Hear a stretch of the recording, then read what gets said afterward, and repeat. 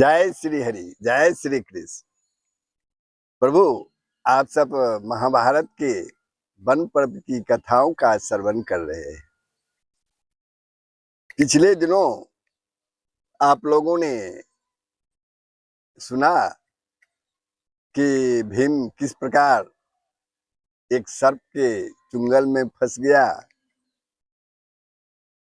और महाराज युधिष्ठिर सर्प से विनती किए, लेकिन उन्होंने कहा मैं जो प्रश्न पूछूंगा उसका उत्तर देंगे तब मैं आपके भाई भीम को छोड़ दूंगा।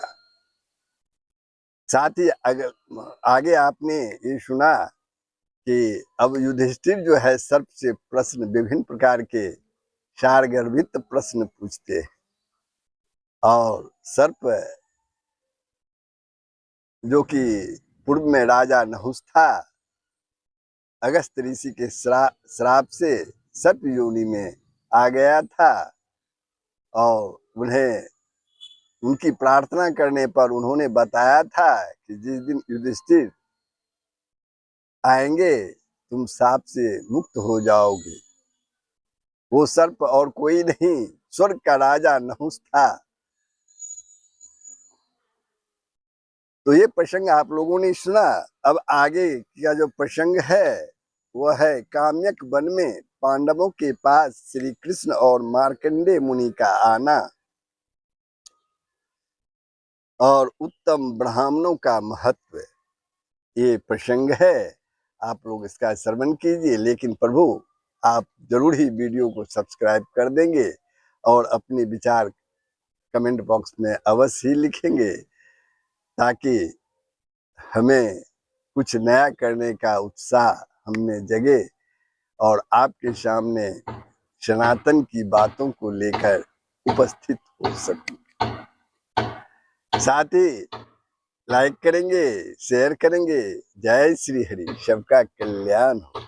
तो आइए हम कथा प्रारंभ करते हैं। काम्यक वन में पांडवों के पास श्री कृष्ण और मार्कंडेय मुनि का आना। तो जिस दिन पांडव लोग सरस्वती के तट पर निवास करते थे, उसी समय वहां कार्तिक की पूर्णिमा का पर्व लगा।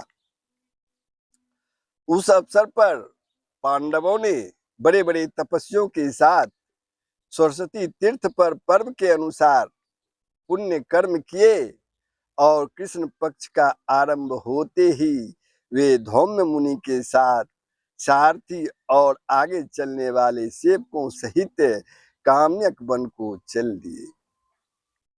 वहां पहुंचने पर मुनियों ने उनका अतिथि सत्कार किया और वे द्रौपदी के सहित वहीं रहने लगे। पांडव लोग एक दिन एक ब्राह्मण जो अर्जुन का प्रिय मित्र था, यह संदेश लेकर आया कि महाबाहु भगवान श्री कृष्ण, अर्जुन का मित्र एक ब्राह्मण एक संदेश लेके आया कि महाबाहु भगवान श्री कृष्ण यहाँ शीघ्र ही पधारने वाले हैं, आने वाले हैं। भगवान को यह मालूम हो चुका है कि आप लोग इस वन में आ गए हैं। वे सदा ही आप लोगों से मिलने को उत्सुक रहते हैं और आपके कल्याण की बात सोचा करते हैं। दूसरा शुभ संवाद यह है कि स्वाध्याय और तपस्या में लगे रहने वाले कल्पांत जीवी महान तपस्वी महात्मा मार्कंडेय जी भी शीघ्र ही आप लोगों से मिलेंगे। वह ब्राह्मण इस प्रकार की बातें कर ही रहा था कि देवकी नंदन भगवान श्री कृष्ण सत्यभामा के साथ रथ पर सवार होकर वहां आप पहुंचे। उन्होंने रथ से नीचे उतरकर बड़े हर्ष से धर्मराज युधिष्ठिर और महाबली भीम के चरणों में प्रणाम करके फिर धौम्य मुनि का पूजन किया। फिर नकुल और सहदेव ने उन्हें प्रणाम किया। इसके बाद भगवान अर्जुन को हृदय से लगाकर मिले और द्रौपदी को अपनी मीठी बातों से सांत्वना दी। इसी प्रकार श्री कृष्ण की रानी सत्यभामा भी द्रौपदी से गले लगकर मिली।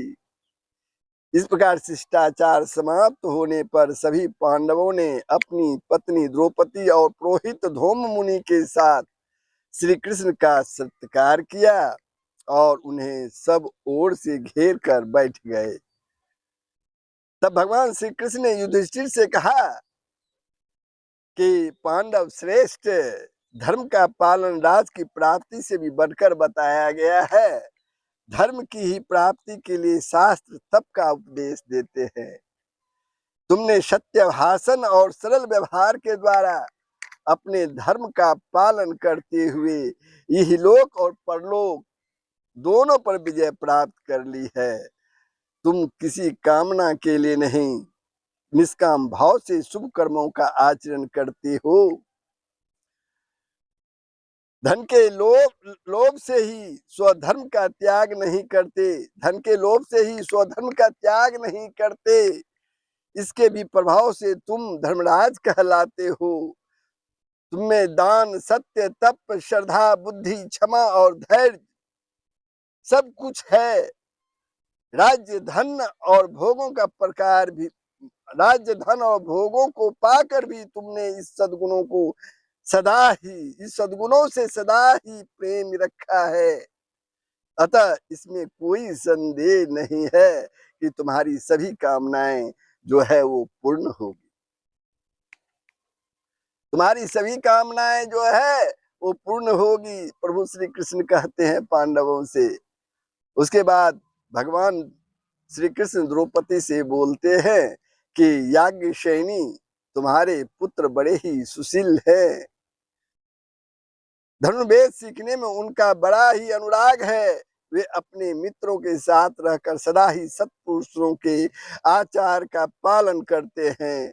रुक्मणी नंदन प्रद्युमन जिस प्रकार अनिरुद्ध और अभिमन्यु को अस्त्र विद्या की शिक्षा देता है, वैसे ही तुम्हारे प्रतिविंध्य आदि पुत्रों को भी सिखलाता है।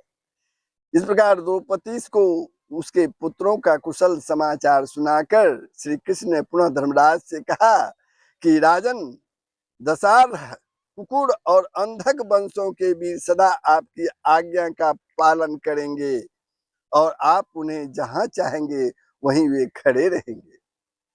आपकी प्रतिज्ञा का समय पूरा होते ही दशारथ वंशी योद्धा आपके शत्रुओं की सेना का संहार कर डालेंगे।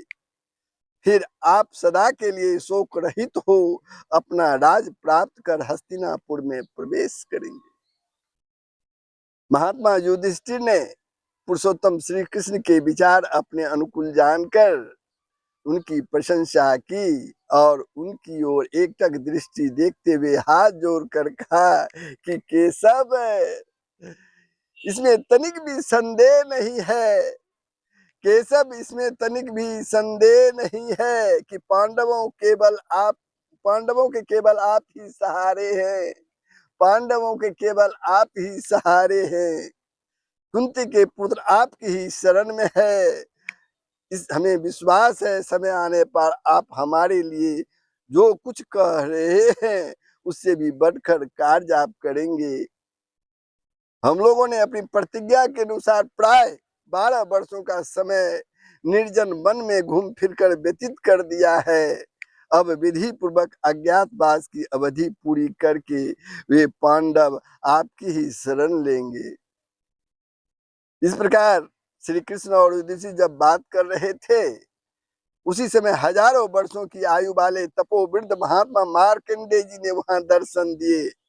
मार्कंडेय जी अजर अमर है, वे रूप और उदारता आदि गुणों से युक्त है तथा युक्त है तथा है तो सबसे वृद्ध, किंतु देखने में ऐसा जान पड़ते हैं मानो कोई 25 वर्ष का तरुण हो, नवयुवक हो। वहां पधारने पर समस्त पांडव, भगवान श्री कृष्ण और वनवासी ब्राह्मणों ने मार्कंडेय मुनि का पूजन करके उन्हें बैठने के लिए आसन दिया। उनका आतिथ्य स्वीकार करके वे आसन पर मुनि विराजमान हुए। इसी समय देवर्षि नारद जी भी वहां आ पहुंचे। पांडवों ने उनका भी यथोयोग्य सत्कार किया। इसके बाद कथा का प्रसंग उपस्थित करने के लिए धर्मराज युधिष्ठिर ने मार्कंडेय जी से इस प्रकार प्रश्न किया क्या कि हे मुने, आप सबसे प्राचीन हैं, देवता दैत्य ऋषि महात्मा और राशि सबका चरित्र आपको ज्ञात है, विदित है, इसलिए मैं आपसे कुछ पूछना चाहता हूँ। मैं आपसे कुछ पूछना चाहता हूँ। युधिष्ठिर जो है मार्कंडेय मुनि से कहते हैं, धर्म का पालन करने पर भी जब मैं अपने को सुखों से वंचित पाता हूँ, युधिष्ठिर कहते धर्म का पालन करने पर भी जब मैं अपने को सुखों से वंचित पाता हूँ और सदा दुराचार में लगे रहने वाले दुर्योधन आदि को सर्वथा ऐश्वर्यशाली होते देखता हूँ, तो मेरे मन में प्राय यह प्रश्न उठा करता है, मेरे मन में यह प्रश्न उठा करता है कि पुरुष जिन शुभ या अशुभ कर्मों का आचरण करता है उनका फल किस प्रकार भोगता है और ईश्वर कर्मों का नियंता किस प्रकार होता है, मनुष्य को सुख या दुख मिलने के क्या कारण। ये महाराज युधिष्ठिर जो है मार्कंडेय मुनि जी से पूछते हैं। अब मार्कंडेय मुनि उत्तर देते हैं, बोलते हैं कि राजन, तुमने तो यह प्रश्न किया है, यह बिल्कुल ठीक है। यहाँ जानने योग्य जो कुछ भी है वह सब तुम्हें विदित है। केवल लोक मर्यादा की रक्षा के लिए तुम मुझसे यह पूछ रहे हो, तुम्हें तो सब मालूम है, लेकिन लोक मर्यादा की रक्षा के लिए तुम मुझसे यह प्रश्न पूछ रहे हो। अतः मनुष्य इस लोक या परलोक में कैसे सुख दुख का उपभोग करता है, इस विषय में मैं जो कुछ भी बताऊं उसे ध्यान देकर सुनो। सर्वप्रथम प्रजापति ब्रह्मा जी उत्पन्न हुए। उन्होंने जीवों के लिए निर्मल तथा विशुद्ध शरीर बनाए, साथ ही शुद्ध धर्म का ज्ञान कराने वाले उत्तम धर्म शास्त्रों को उन्होंने प्रकट किया। उस समय के सभी मनुष्य उत्तम व्रतों का पालन करने वाले थे। उनका संकल्प कभी व्यर्थ नहीं जाता था। वे सदा ही सत्य भाषण करते थे। सबके सब मनुष्य ब्रह्मभूत पुण्यात्मा और दीर्घायु होते थे। सभी स्वच्छंदता पूर्वक आकाश मार्ग से उड़कर देवताओं से मिलने जाते और स्वच्छंदचारी होने के कारण जब इच्छा हुई पुनः लौट आते थे। वे अपनी इच्छा होने पर ही मरते और इच्छा के अनुसार ही जीवित रहते थे। उन्हें किसी प्रकार की बाधा नहीं सताती थी और न कोई भय ही होता था। वे उपद्रव से रहित पूर्ण काम सभी धर्मों को प्रत्यक्ष करने वाला, जितेंद्रिय और राग द्वेष से रहित होते थे। उनकी आयु 1000 वर्षों की होती थी और वे हजार हजार संतान उत्पन्न करने की क्षमता रखते थे। इसके बाद कालांतर में मनुष्यों की आकाश गति बंद हो गई। लोग पृथ्वी पर ही विचरने लगे। उन पर काम क्रोध का अधिकार हो गया। वे छल कपट से जीविका चलाने लगे और लोभ तथा मोह के वशीभूत हो गए। इसलिए इस शरीर पर उनका अधिकार न रहा। वे बारंबार तरह तरह की योनियों में जन्म मरण का क्लेश भोगने लगे। उनकी कामनाएं, उनके संकल्प और उनका ज्ञान सभी निष्फल हो गए। स्मरण शक्ति छीन हो गई। सभी सब पर संदेह करके एक दूसरे से क्लेश करने लगे, झगड़ने लगे। इस प्रकार पाप कर्मों में प्रवृत्त हुए पापियों की उनके कर्मानुसार आयु भी जो है वो कम हो गई। हे कुंती नंदन, इस संसार में मृत्यु के बाद जीव की गति उसके कर्मों के अनुसार ही होती है। इस संसार में मृत्यु के बाद जीव की गति उनके कर्मों के अनुसार ही होती है। यमराज के नियत किए हुए पुण्य पाप कर्मों के फल का उपभोग करने वाला जीव प्राप्त हुए सुख दुख को दूर करने में समर्थ नहीं है। कोई प्राणी इस लोक में सुख पाता है और परलोक में दुख। किसी को परलोक में भी सुख मिलता है और इस लोक में भी दुख। किसी को दोनों ही लोकों में सुख मिलता है और किसी को दोनों ही लोकों में दुख उठाना पड़ता है। जिनके पास बहुत धन होता है, जिनके पास बहुत धन होता है, वे अपने शरीर को हर तरह से सजाकर रोज यानी नित्य आनंद भोगते हैं।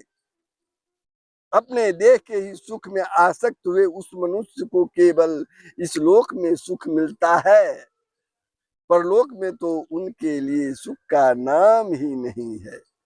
जो लोग इस लोक में योग साधना करते हैं, कठिन तपस्या में लगे रहते हैं और स्वाध्याय में तत्पर रहते हैं तथा इस प्रकार जितेंद्रिय एवं अहिंसा परायण होकर जो अपने शरीर को दुर्बल कर देते हैं, उनके लिए इस लोक में सुख नहीं है, वे परलोक में सुख उठाते हैं।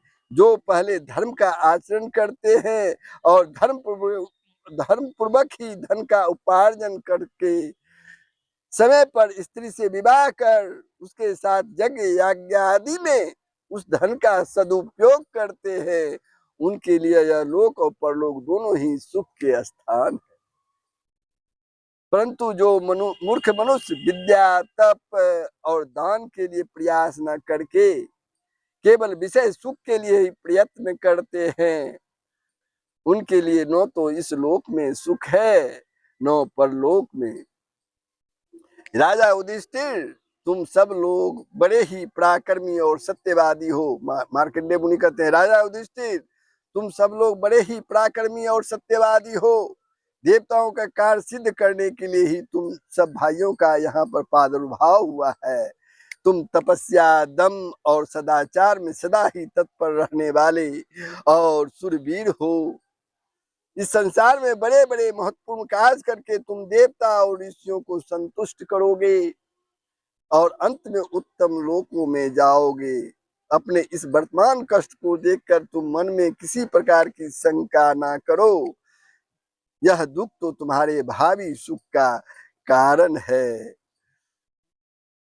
तो ये प्रसंग था प्रभु उत्तम ब्राह्मणों का महत्व और जो त्राक्ष सरस्वती संवाद है, अगले भाग में आप श्रवण करेंगे। तो प्रभु विदा दीजिए, सबका कल्याण हो, पूरे विश्व का कल्याण हो। जय श्री हरि, जय श्री कृष्ण, जय श्री हरि।